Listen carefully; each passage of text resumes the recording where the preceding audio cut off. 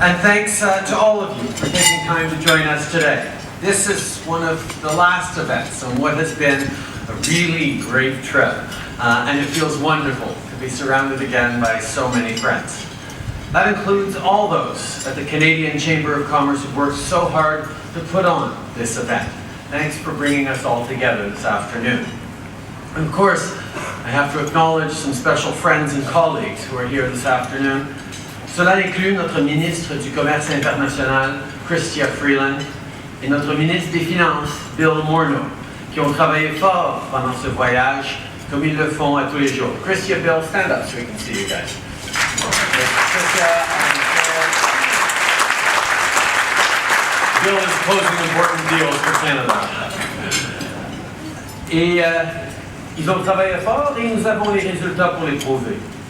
Vous voyez, d'habitude, à la fin d'une visite, on a tendance à crier victoire et parler de ce qui a été accompli, de parler des ententes signées, des accords conclus. C'est certainement ce que je pourrais faire aujourd'hui. As part of this trip, we had a series of commercial signings that saw Canadian and Chinese firms complete 56 deals worth more than $1.2 billion. That's a great start.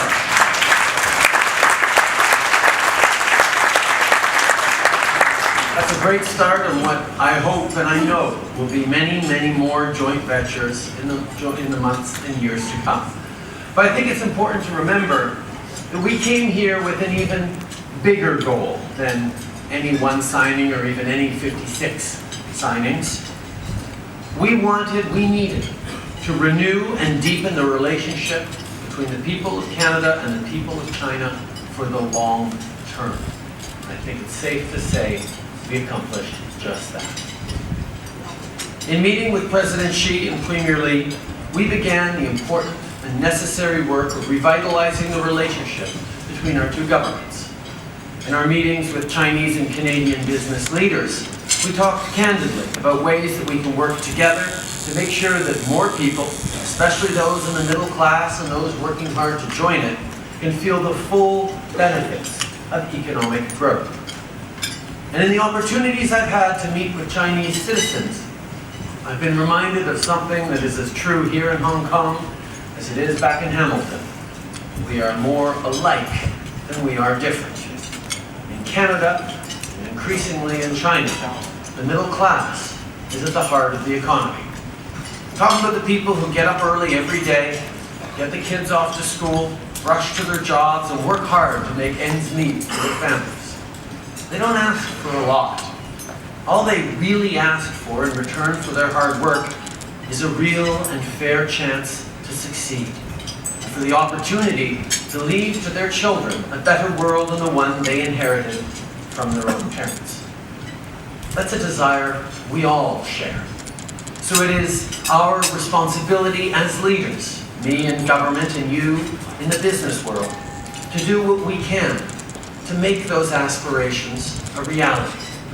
To start, well, we can continue to pursue more open trade. Canadian goods and services are among the best on the planet, and our businesses deserve to have greater access to the large and rapidly growing economies of China and other Asian countries. With our announcement at Alibaba, we opened a pipeline for Canadians to sell quality Canadian goods to over 400 million consumers. There's a direct line between that market access and more good, well-paying jobs for Canadians. In addition to economic cooperation, we can encourage more ties between our people.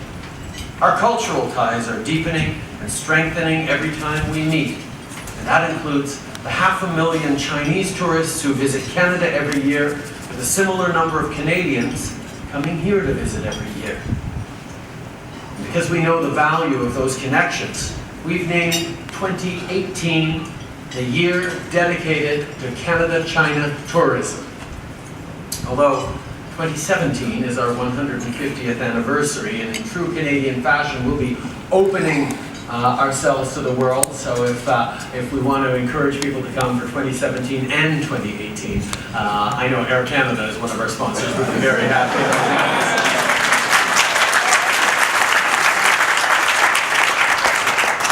Building on a renewed foundation of friendship and trust, Canada and China can also encourage each other to do better and to be better. Whether the issue is good governance, human rights, climate change, or the need to listen to diverse perspectives.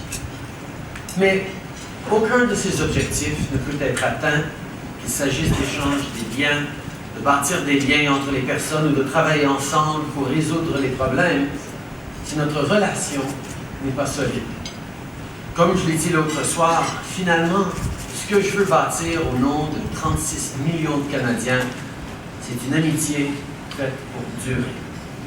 When Canada and China have a stronger, more stable relationship, we can both work together to strengthen and grow the middle class in both countries. A stronger relationship will open up opportunities, including ones we can't anticipate yet, and help us chart a path to broader, cleaner economic growth. And a stronger relationship will make it possible for our two countries to work together in ways that can satisfy not only our own interests, but the needs of our entire planet. So I want to thank you once again for the warm welcome everyone has extended to me personally, to my family, and to our entire Canadian delegation. Your generosity means so much to me. And I'm really interested in hearing the questions that you have for me, so I'm looking forward to shifting to that part of this luncheon. Thank you. Merci beaucoup. Doje.